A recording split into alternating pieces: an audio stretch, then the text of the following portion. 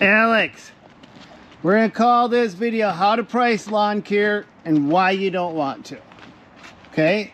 So without wasting any more time, let's just teach these guys exactly how to price lawn care. How do you price it? Well, if it was just mowing, I think it comes down to like, you're looking at anywhere from like $150 to $190 an acre. And what the difference is gonna be is how much trimming you got, how much blowing you got, and how many people you're gonna need on that. The price again. 150 to 190 per acre. Per acre. You minus out your hard surfaces. Yep. You minus out your house. You minus out your garage. You minus out everything that isn't green grass. Just the turf. Just the acreage. turf. Yep. Okay. Another way to price this out is $1 to $2 per minute of mowing.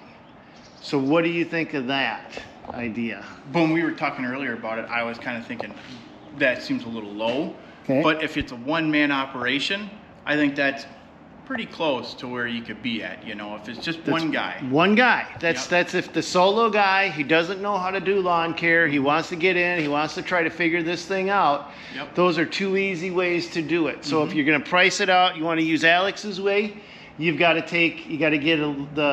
figure out how many square, you know, how many acres are on a property. Yep. Subtract out all the hard surfaces, and then that will help you get to that neck of the woods. How do you account for travel time?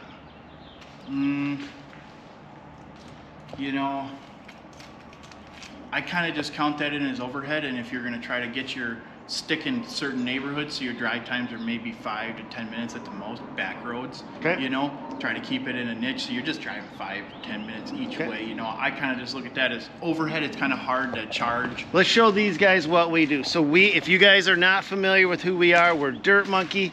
We started out doing excavating, demolition, hardscaping, running commercial projects. So we used to build all commercial retaining walls, ran 5 crews. Then we would dig like the Menards Superstore. We would demolish gas stations and grocery stores. And then we decided about, 7 years ago to jump into lawn care. Yep. Right? Well, let's show them our lawn care setup. So this was our lawn care trailer, and we got a 72, we got a 60 with a bagger, a dethatcher. We've got a Toro 4000. I think that's a 52-inch. I didn't know we had that one. I thought I sold that one. You sold that's the commercial grade one, and you sold the homeowner grade one. Oh, okay. And 2 Gravely's. Nope, these are the Hustlers. No, but I sold 2 Gravely's. Yes, you did sell the Gravely's. So let's get into why a guy went here's my 2 cents in it. It is the least paid of all of the professions out there that we do.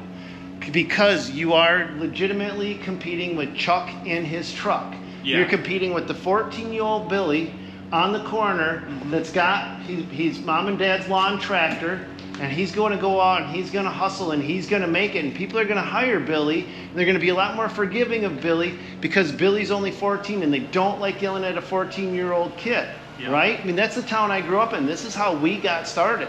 Was just hustling and doing it just in our population of 290 people. Yeah. Now you take a guy like me and I come in here and Billy, I'm competing against him because it's a valid, he's got his business and I got my business. But I've got to do it to the next level. I can't do it to the same. You got overhead and Billy doesn't have any overhead, where he can come in and be a fraction of your price. And when it comes to mowing grass, that's something where customers don't appreciate, they appreciate high quality work, but at the end of the day, they just want their lawn cut, you know, where we might come in and we might be a little bit more expensive, but we're going to stripe your grass out. We're going to make it look a lot better. We're going to make sure that we never shave down any of the edging, where he might just come in and zip through it real fast. Okay, but it's a service. It's a service that isn't needed. It's a low skill service. Yeah. So when Alex and I go in and we do a hardscaping job and we install a paver patio and we install a dry creek bed, and we put in underground piping and we do all of this, it's because the homeowner can't do it. The homeowner can do this. And if the homeowner looks and he sees grass in the street and you forgot to blow that grass out of the street, he's going, I just spent $50. Why did this Yahoo not get the grass out of the street? They know what it takes to cut grass, and Therefore, they have a vision in their head of how that should happen, whether it's right, wrong, or in between. It's a preconceived notion, and you're going to tend to have more critical customers. Our customers are super forgiving because they have no clue. Our hardscaping and demolition and excavating customers, they don't know what we're doing. Yeah, they might say, hey, I want this retaining wall. I might come in and go, I don't think that's going to work like that. You know, and then you explain to them why it's not going to work like that and the alternatives on what would work with our profession and what our experience that we know what to do. Where they might say, oh, I want this, and that. Well, hey, that's not possible in this situation. And you've had customers that have some nuance of what to do, and when we do a hardscaping, those are the guys that like to micromanage you, right? Yeah, they're out there. Yeah. Okay, so if they'll micromanage you there, then everybody that has a lawn is now a micromanager. Oh, did he get around that corner? Did he lift up the drain pipe? Did he do this? Yeah. So within that same industry, what I'm saying to these guys is if they're getting into lawn care, don't just go into lawn care. That's your baby step in. Yeah. You've got to use that customer, that lawn care customer, to take it to the next level, to do dethatching, to do aeration, to do mulching, to do different services that maybe they aren't such an expert on. Yeah, and I always was told that lawn care pays the bills and your landscaping is the bread and butter for the bank. And, you know, when you go to a house and you're working in their yard, they might have a retaining wall that's falling over. So that's maybe your first step into moving into that because you already have that customer base with them where they might be like, yeah, you're already working in my yard. I like you do a great job. Let's give this a shot. Now let's go back to some of these numbers though. At $1 to $2 a minute, let's just say it's $1 a minute because if you're in a rural area, it's going to be $1 a minute. If you're in an urban area and the houses are 350 to 1.3 million, they've got more money. They have a higher level of expectation. They're probably willing to pay $2 a minute, right? If we go back to that idea of your actual time on the lot. But let's go to the $1 a minute. Say you're not lucky to live there. $60 an hour. Are you going to make a living off $60 an hour? Not with your overhead of the cost of the mowers and insurance and a truck and fuel and a trailer and everything else. And your weed whippers and your blowers. That nowadays stuff isn't made to last. Yeah, I mean, they make it. They say it's made to last, but we all know things have gone way downhill than 10 years ago, where your weed whip would last 5-6 years. Now you're lucky to get 2 years out of a weed whip when you're using it every single day, multiple hours a day. What I'm asking you guys to do is if you're getting into lawn care, don't go into lawn care just to be in lawn care. There's only 2 people I know that really can do lawn care, they have done lawn care successfully on YouTube. One of them is Jonathan Potashnik, the lawn care millionaire. But and I interviewed him, he's a genius. This dude is freaking brilliant. But he even said that lawn care makes so much money, but it's all of the other services. So go into lawn care with the intention of getting into the other services, and you might as well start those right away. And the other one is Mike Andes. Now, I don't never talk to Mike Andes, but I've looked at his business, and Mike Andes knows his numbers, but he's making his money off from doing a franchise. So he's actually not just cutting grass. The typical guys that go out and just cut grass, and even if you see them on YouTube and you think they're crushing it, they're probably not crushing it in cutting grass, making tall grass short. They're probably crushing it in other things that they've been able to do off from YouTube, not off from actually cutting the grass. So be careful where you get your information because it can be completely misleading. Okay, I'm going to jump in here because another one to listen to is Corey Ballard. When that dude speaks, listen, because he's done it. He's built a lawn care empire. And I want to caution you guys, just because you see someone on YouTube and they're giving you advice, doesn't mean it's the right advice. Otherwise, why wouldn't they be taking their own advice and building their own lawn care empire? If they haven't built that lawn care empire, then you need to take what they're saying with a grain of salt. It's really critical to understand that it's easy to give out free advice, but if they haven't actually done it, why would you want to listen? I've gone so far as to discredit myself.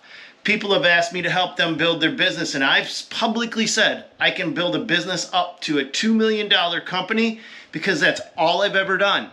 Now, in principle and theory, you should be able to build a $5 or a $10 million business off from those same principles. But if you haven't done it, then you don't know what you don't know. That's a critical element. So take your advice from people that have built the business, physical business that you want to have.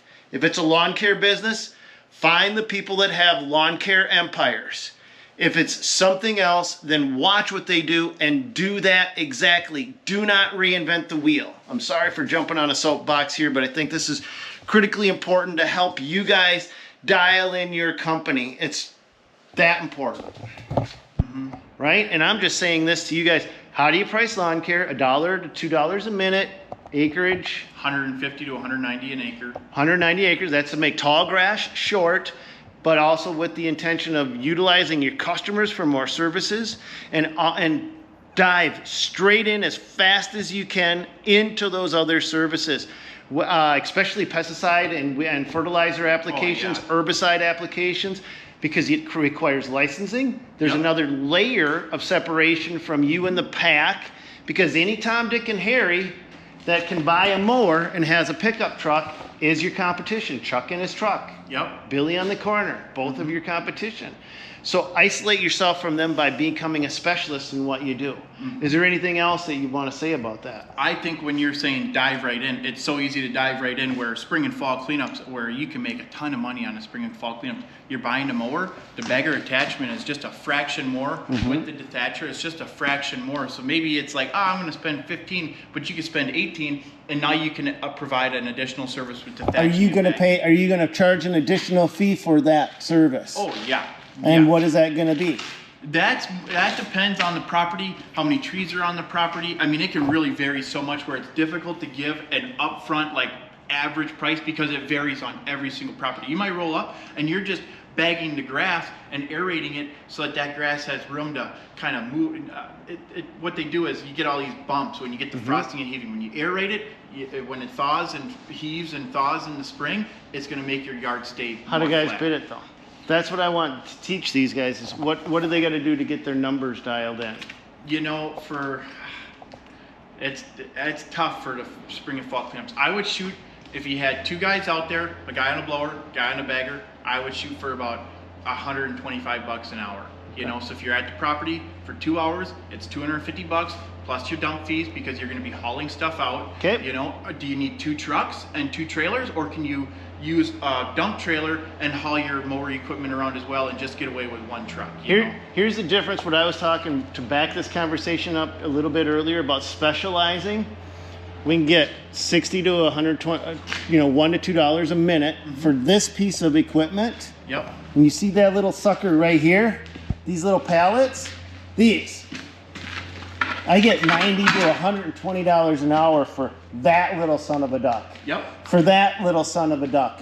For that little one, simply because it's more specialized. So become a specialty expert. What equipment would you start with? If it was me, I would start with 160-inch and then like a smaller stand-on 48-inch mower. Okay. And a weed whip and a blower. Weed whip and a blower.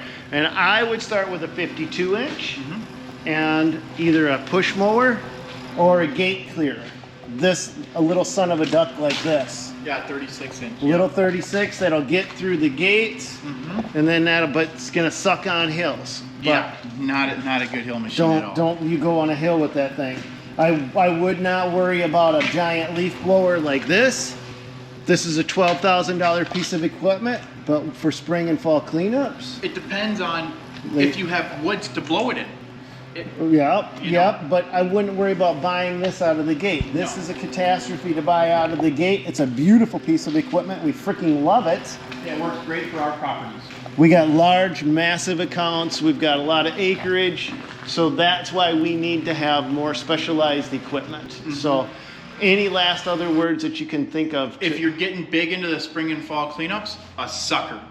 They are a game changer. Like a Billy Goat sucker. A Billy Goat sucker, yeah. Yep. I mean, you're or just, any brand because then name. you're coming to the curb, you're dumping your bags right at the curb, and you're sucking it up. Rather than either, some baggers don't have the dump from the seat like this, they have the bins. So you're taking the bins off and you're dumping in the trailer. There is a resource for these guys, and I think it's called Planet or something like that. And what it does is it goes through and it lists all of the different industries and what their average hourly rates are.